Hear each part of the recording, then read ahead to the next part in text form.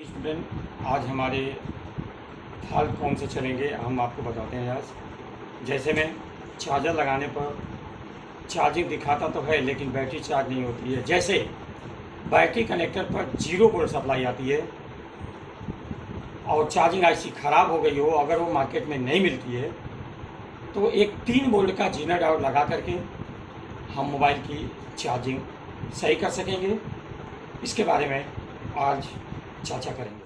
आप चेक करते हैं तो चार्जिंग वोल्ट 3 पर कितनी वोल्ट सप्लाई मिलती है? 5 वोल्ट कितनी मिलती है? और ये चार्जिंग पिन की सप्लाई जाती है सीधा चार्जिंग आईसी के पास भूरे कलर का कैपेसिटर पर। कहाँ जाती है? कैपेसिटर पर। यहाँ पर कितना वोल्ट सप्लाई मिलेगा? 5 वोल्ट। सही है ना? कंफर्म है आप? ठीक। जब 5 वोल्ट सप्लाई चार्जिंग आईसी पे जाती है तो यहाँ से आउट होता है। क्या होता है? आउट। तो आउट होकर के R22 पे जाता है। कहाँ जाता है? R22। तो फिर यहाँ पे सप्लाई कितनी मिलती है? 2 से 3 वोल्ट। कितना? 3 वोल्ट। ये 2 से 3 वोल्ट R22 पर कंट्रोल करके देखिए। बराबर। हाँ, इसका सही है।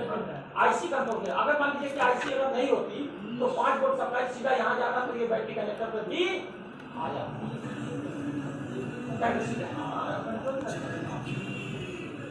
ये लोकेशन है,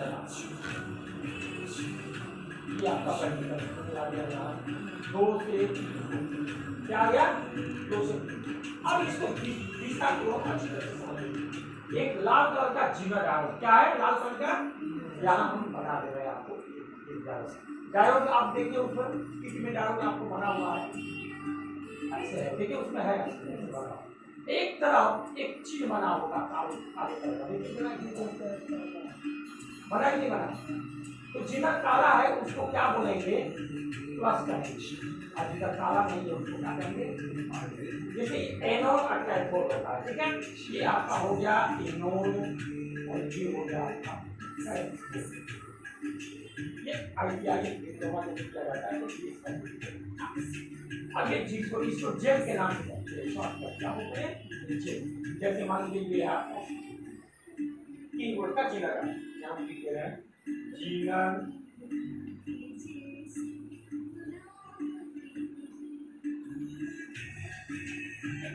अब ये जीनर आप कैसे हम उपयोग करेंगे अब आपको बताते हैं।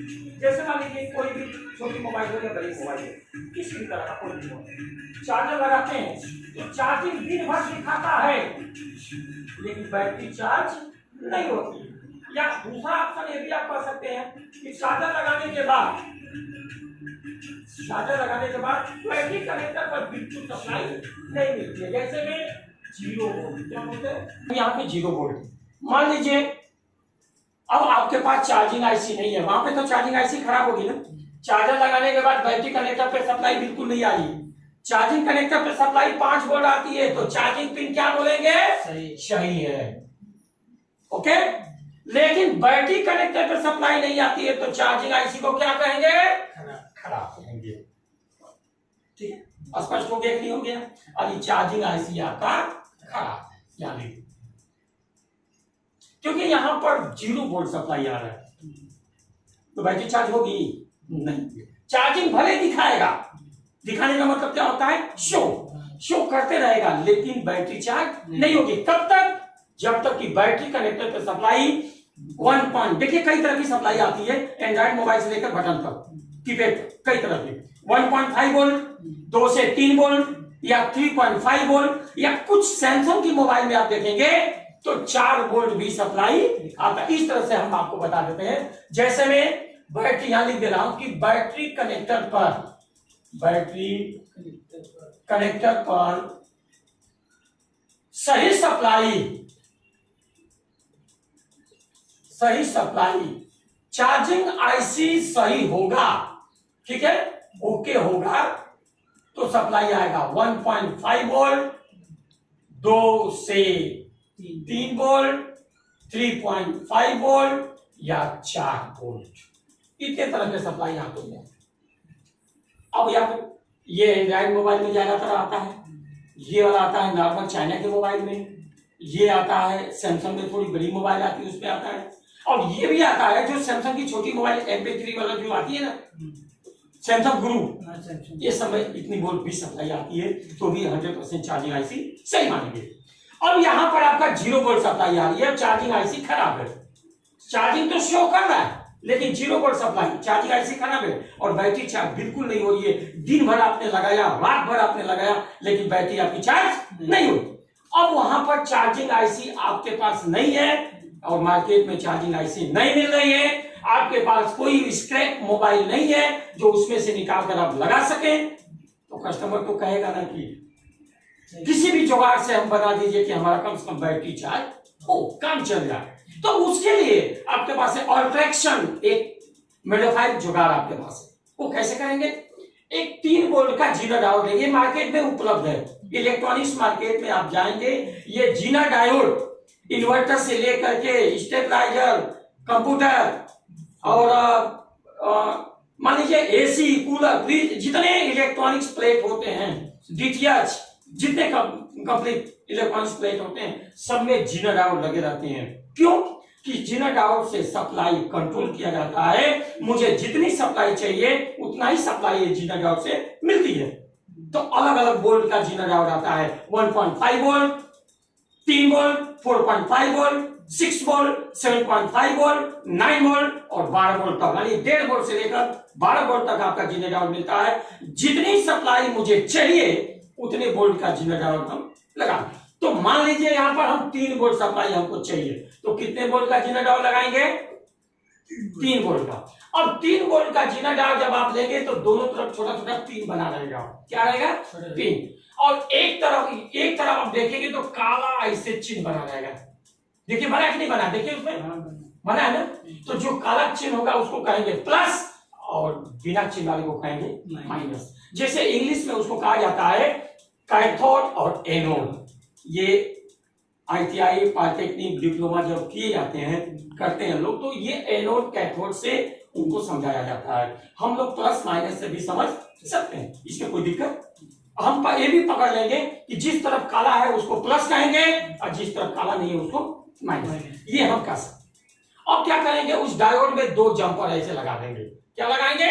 2 जंपर। तो जो माइनस वाला जो जंपर है बिना चिन्ह वाला, इस जंपर को लाकर हम जोड़ देंगे कि कहां पर? चार्जिंग कनेक्टर के प्लस पर। कहां जोड़ेंगे? चार्जिंग कनेक्टर के। ध्यान दीजिएगा, जब हम प्लस पे जोड़ देंगे तो चार्जर लगाएंगे तो यहाँ कितना वोल्ट सप्लाई आएगा?